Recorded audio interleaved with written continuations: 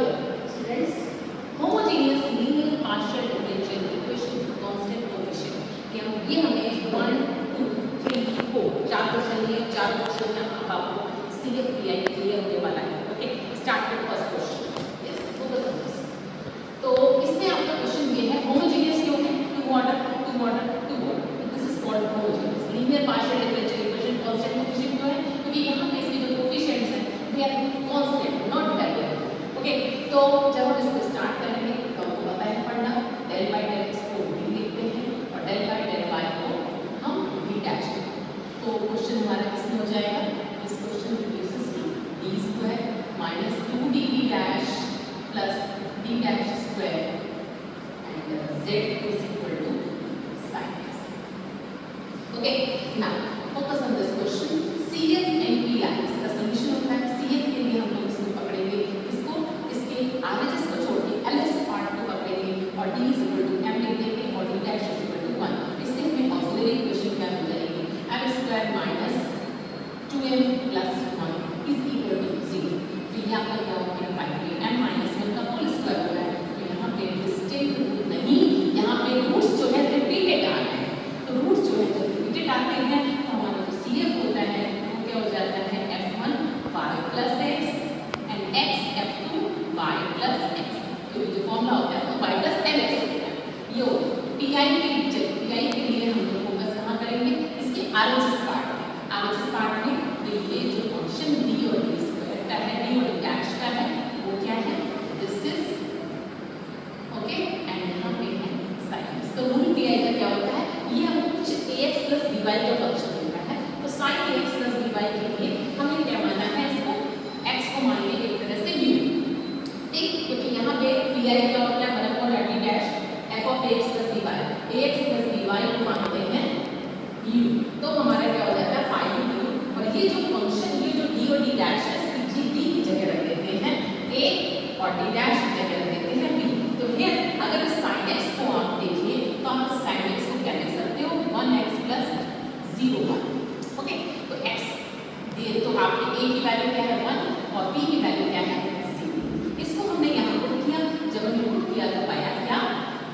d को हमने रखा 1 और d डैश को 0, d डैश को 0। तो finally it is what? It is nothing, it is 1। तो ये 0 नहीं हो रहा, इसलिए ये केस इंप्लीमेंट कर सकते हैं। तो नाउ ये कितने ऑर्डर में? जितने ऑर्डर उतने इंटीग्रेशन। तो ये आपका दो ऑर्डर क्या है? And sin u du du। sin u का एक बार इंटीग्रल करा तो आया माइनस cos u, फिर एक बार इंटीग्रल करा तो ये आया sin u। तो ये इस u को चेंज कर दिया sin x में। तो फाइनली PI ये आ गया। Solution is what? z is equal to f1 y plus x, x f2 y plus x और minus sin x। This is your answer. Next question हमारा ये है, दिस इज। तो अब देखिए इसमें क्या करेंगे? और CF वही चीज, D को हमने m रखा एंड D डैश को हमने 1 रखा। तो क्या हो जाएगा? d स्क्वायर m स्क्वायर और 5m प्लस 6। तो यहाँ पे इसके रूट्स निकालने के लिए 3m plus 2m plus 6, m की वैल्यू आ गई -3। ऐसे m हमने कॉमन लिया प्लस 3 एंड 2 कॉमन लिया m प्लस 3। तो रूट्स आ रहे हैं m is equal to -2 and 3। Okay, now distinct root. तो CF is what? f1 y minus 2x plus f2 y minus 3x। और PI के लिए क्या हो जाएगा? 1 upon d square plus 5d dash plus 6 dash square और ये है फंक्शन। अब देखिए फंक्शन कुछ अजीब सा लग रहा है बट नहीं अजीब सा। क्यों? क्योंकि यहाँ पे देखिए ये भी तरह का हमारा कैसा फंक्शन है? phi of ax plus by का, जहाँ पे इसको हम कैसे लिख सकते हैं? ax प्लस by लिख सकते हैं। y माइनस 2x को माइनस 2x phi लिख सकते हैं। तो यहाँ पे अगर हम देखें तो इसको हम कैसे लिख सकते हैं? a की वैल्यू हो गई -2 और b की वैल्यू हो गई 1। तो इसको कहते हैं d और इसको कहते हैं d डैश। पर ये हमारा 0 नहीं होना चाहिए। तो चेक करने के लिए लेते हैं भाई d square is 4 plus 5d dash means आ गया माइनस का 10, 5 10 6 भाई ये तो 0 हो जा रहा है, इसका मतलब केस हमारा फेल हो रहा है। केस फेल होने के केस में क्या करते हैं, एक x बढ़ाते हैं और d के रेस्पेक्ट में इसको डिफरेंशिएट कर देते हैं। तो 2d plus 5d dash only. अगर हम y बढ़ाएंगे तो d डैश के रेस्पेक्ट में डिफरेंशिएट करेंगे और ये हमारा यहाँ पे क्या हो जाएगा, this is what, this is like u, क्योंकि इसको हम लोग मानते हैं u, ax प्लस by को मानते हैं u। ठीक, तो ये हमारा क्या है u, तो ये है हमारा अगर u। ठीक, अब हमें क्या करना है, ये कितने ऑर्डर है इसमें, 1 ऑर्डर करते हैं क्योंकि एक बार हट गया, तो 1 ऑर्डर में एक बार इंटीग्रल होगा, ए बी आप रखेंगे फिर यही नियम लगाएंगे। अब यहाँ पे हमारा u ये जो लिखा हुआ है हमारा वो है क्या, एक्चुअली ये भी तो है, तो फिर अगर हम रखेंगे तो हम पाएंगे क्या, 2d प्लस 5d डैश में अगर हमने इसको रख दिया -2, ये हो जाएगा -4 और ये 1 रखा, तो देखिए भाई 0 नहीं आ रहा, 1 आ रहा।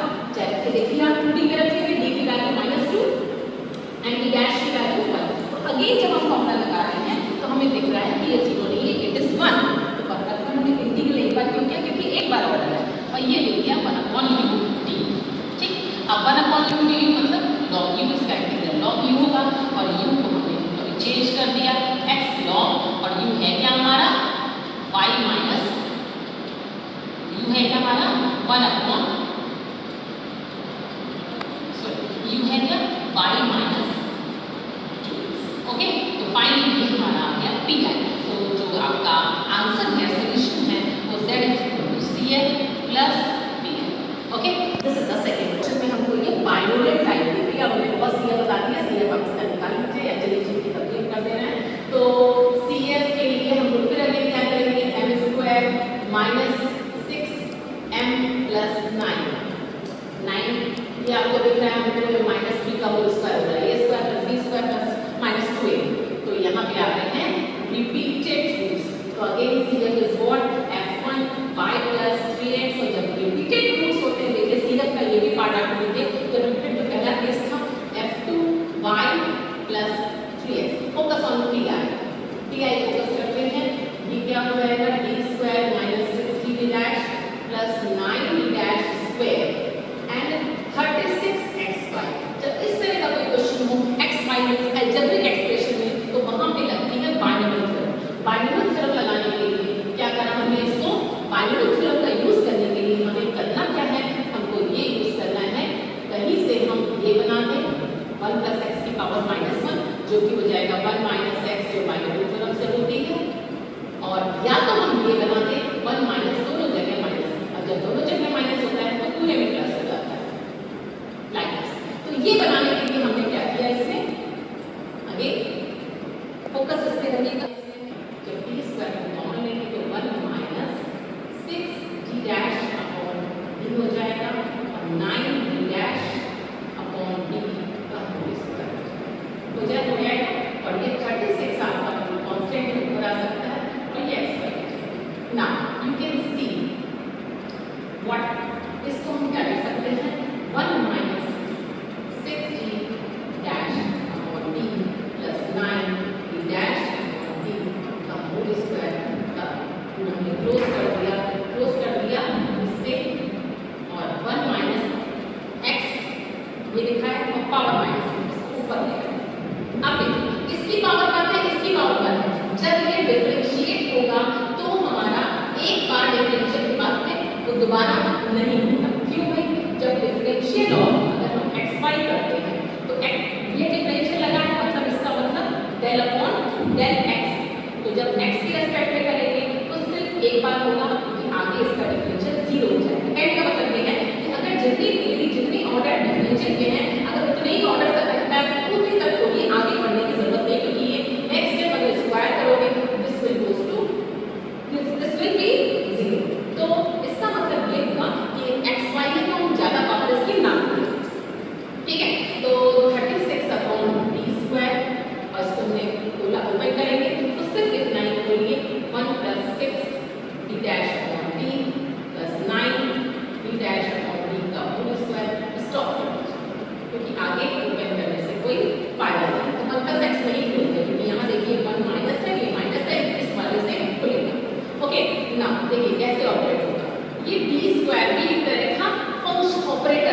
Square is the 2 times integral, 2 times integral. क्यों? क्योंकि डी स्क्वायर मतलब डिफरेंशियल होता है 2 बार, तो अगर 1/d स्क्वायर लो तो इंटीग्रल होता है with respect to x। Okay, now अब देखिए xy को जब ऑपरेट करते हैं, xy 1 से ऑपरेट होगा तो xy ही देगा। xy को जब हम ऑपरेट करेंगे तो यहाँ लिखोगे, इस ऑपरेटर को इस तरह से रखिए, ये हम फोकस करिएगा बेटा, ये आप समझिएगा इसको, ये 9 होगा, ये 0 होने वाला है। क्यों? 9 अपॉन अगर हमने d स्क्वायर करा और d डैश स्क्वायर करा xy, ये 0 होगा। क्यों? xy का डिफरेंशियल 2 बार d डैश का मतलब क्या होता है? del y y का स्क्वायर करो फिर बोल तो 0, यही कंटेंट होने वाला है। अब देखिए 36 अपॉन d स्क्वायर xy रहेगा 6। हमने d अपॉन d डैश को कुछ इस तरह से ब्रेक किया है कि पहले हमने इसको लिख दिया और पहले हमने इसको अलग कर दिया, इसको अलग कर सकते हैं। तो जब हम 6 अपॉन d करेंगे और d डैश ऑफ xy मतलब y के रिस्पेक्ट में हम डिफरेंशिएट करेंगे, तो 36 minus d 36 upon d square और ये xy रहेगा और 6 अपॉन d, इसका y के रिस्पेक्ट में डिफरेंशियल होगा तो सिर्फ x बचेगा। ठीक है, तो फाइनली इसका क्या आ जाएगा 36 upon d square xy plus x का 1 अपॉन d का मतलब क्या होगा? इंटीग्रल ऑफ x के रिस्पेक्ट। तो ये देखिए क्या आ जाएगा 36 अपॉन d स्क्वायर और ये xy 6 इंटीग्रल करा x का, तो ये आया, तो फाइनली ये आया 36 अपॉन d स्क्वायर मतलब क्या होगा? इंटीग्रल किसके रिस्पेक्ट में? d मतलब x के रिस्पेक्ट xy प्लस। ओके, इसको हम अलग से दाखिल हमने यहाँ पे रख दिया है, तो इसको समझिएगा। d स्क्वायर मतलब 2 बार इंटीग्रल, क्योंकि d का मतलब होता है del अपॉन del x और 1 अपॉन d करा है, इसका मतलब एक बार इंटीग्रल इसके। Okay, xy plus 3x square का डबल इंटीग्रल इसके रिस्पेक्ट में x के रिस्पेक्ट 36, एक बार इंटीग्रल करा x के रिस्पेक्ट में तो क्या आ जाएगा x स्क्वायर बाई 2। ठीक, और एक बार करा x क्यूब बाई 3, आगे होने वाला है x के रिस्पेक्ट में इंटीग्रल। ठीक, तो 36 x के रिस्पेक्ट में अगेन करेंगे x क्यूब बाई 3 होगा जो कि 6 हो जाएगा और प्लस x क्यूब का करेंगे एक बार और। ओके, तो फाइनल आ जाएगा एंड 9 x की power, this is the pi। Okay, this is pi and this is cf and add this to